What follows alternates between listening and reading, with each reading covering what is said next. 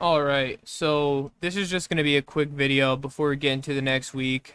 Today is November 19th, and I'm going to be back testing, rejection blocks in this video because I'm just having, troubles actually seeing this pattern, and fully understanding it. So, to clarify, what it is, a rejection block is a level that we would anticipate some level of rejection. All right, now it comes in the form of like a failure swing. So we're gonna look at the uh, actual bodies of a high, creating a large wick within that swing high or swing low, and we would be expecting price to then trade within that wick and then see it reject but not go higher than the wick, but it's okay if the bodies violate that high. So I'm going to start with this example. First thing here, okay, let's see which one has, I'm assuming it's this, has the highest close. 34388.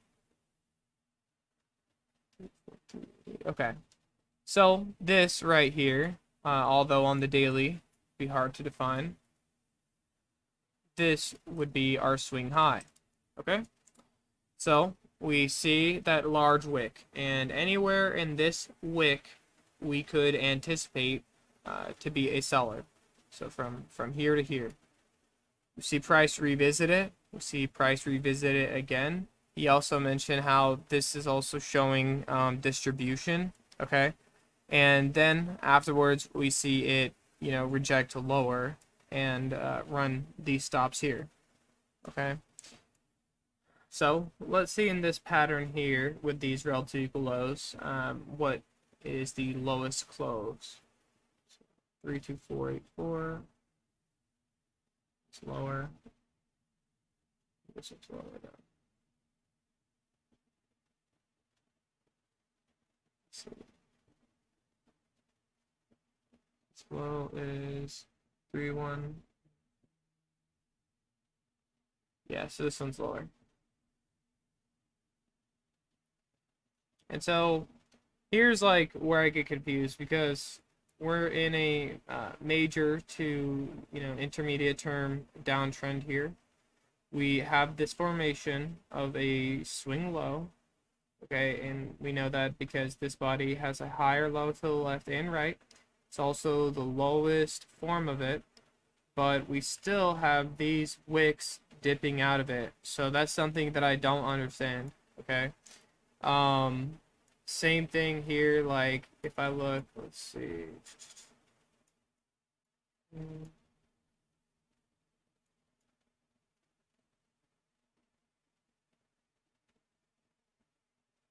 Here's actually a good example that I can see. So major to intermediate turn uptrend. Okay. We see a swing high form from here to here. We see price trade above it, but it doesn't trade above that wick. And then we see price reject off of that. It trades within that, so this is that failure swing in the form of a rejection block, and we see that continue lower. Okay. So here.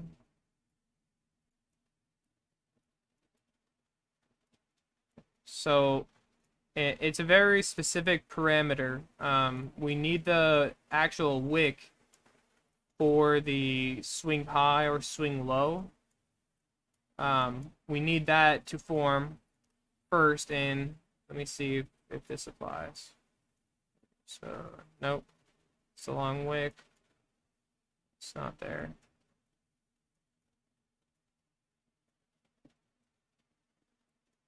No.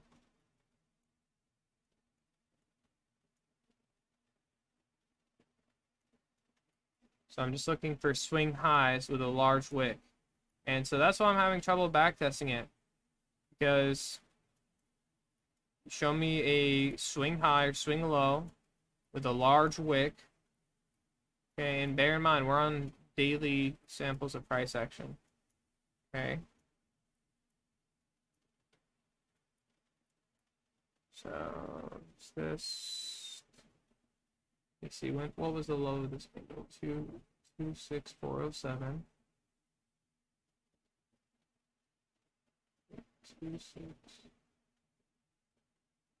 Sorry, the close. No. That's the open, I mean. 26690. Okay. So this would be a swing low. The body of this candle. Let me just make sure again. Open. Oh, the open's going to be different. This would be the close. Sorry. So I need to compare the open to the close. The open on this candle is 26690. Close here. 26685. Okay. So that's actually lower. And so that's not what was explained, so I won't count that. Because that's don't have a pattern there. This is more a consolidation range, so it's not a major to intermediate term uptrend or anything.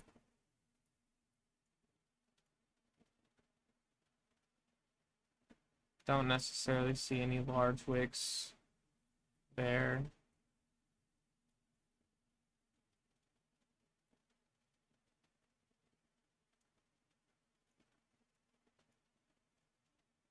Let's see here.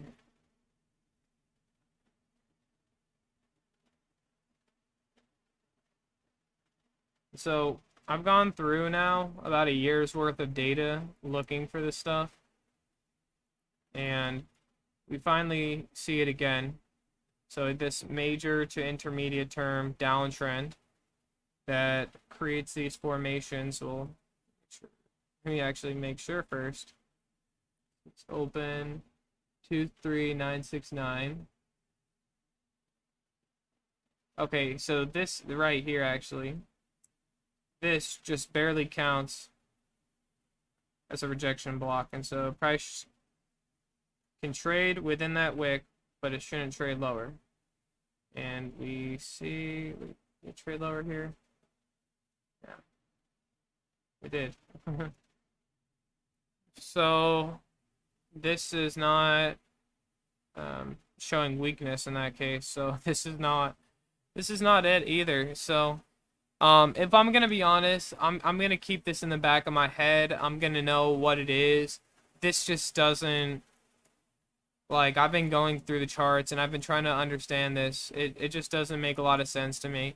That, or it just doesn't form, you know, that frequently or that often, because let's see, higher low to the left and right. Okay, so it formed here. It did form here actually. So major to intermediate term downtrend. Okay. We have this low form, higher low to the left, higher low to the right. We measure the wick out. It trades in that range. This shows distribution below a node low, and then we see price continue in the other direction. So like we see it there. Not here.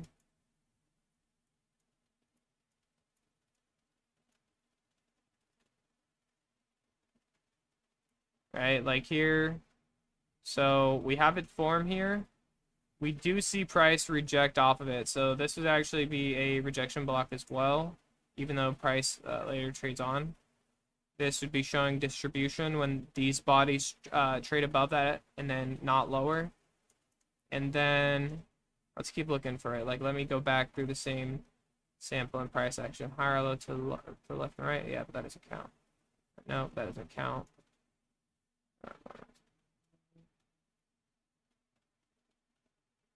Yeah, that doesn't count either. The wick's not very large. This one's pretty obvious, so left and right, but just don't see that. Let's see up here. Nope. Nope, that trades higher.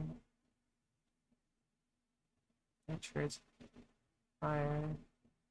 And low to the left and right. Okay. So this could also be, let's see if it ever happens.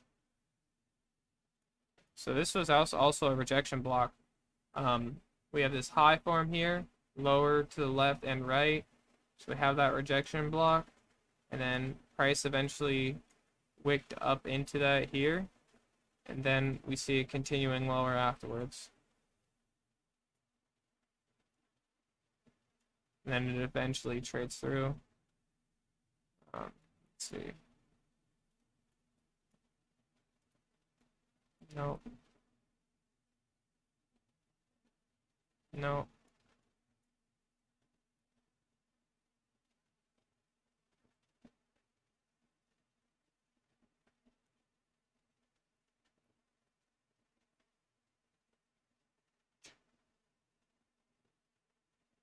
Higher low to the left, higher low to the right. Trade below that here. We do see some like level of rejection from that. This would have been like 33183 to 33. So that would have been like about around 300 pips, I believe. 3170. Oh no, sorry, it would have been like 200 on that rejection. But that would have been trades.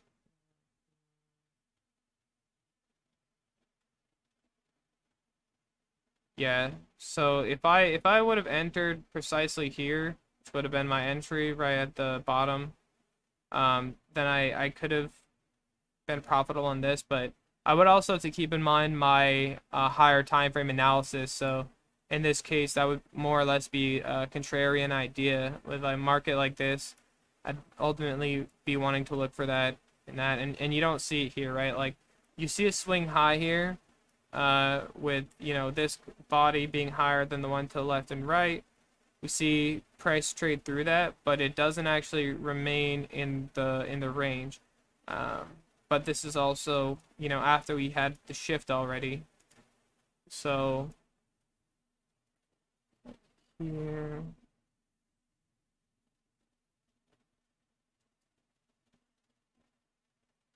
And then we also need the swing low formation with the middle candle, creating that. And we see it happen here, but price trades beyond that range. So that's not showing weakness or failure swing when it trades all the way there.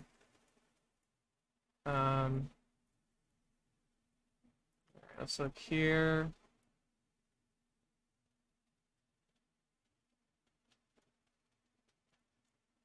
Not really. It's more like a consolidation range. I don't know if this is the example I previously outlined, but yes, right here, this is a rejection block. We have this high form. Do we have this high form here with this large wick? See price trade above into that wick. So we have that. Trades above, again, taking out the buy stops for anyone here who shorted. And then we see price continue lower. So this also is a rejection block because it never trades higher than this wick. So that's a very large wick. I don't know what that's from per se. But I'm gonna cut it off here. And I'm gonna, finish off, like I said, my thoughts on this. I want to keep learning more and more about, rejection blocks, but just going through, trying to see how much I see it. It's not something that really sticks off to me easily, and there's a few criterias to it as well, just like most patterns. But I just feel like this is I'm struggling to line everything up, at least in my current understanding. So I'm gonna leave it at that, and we'll end it here.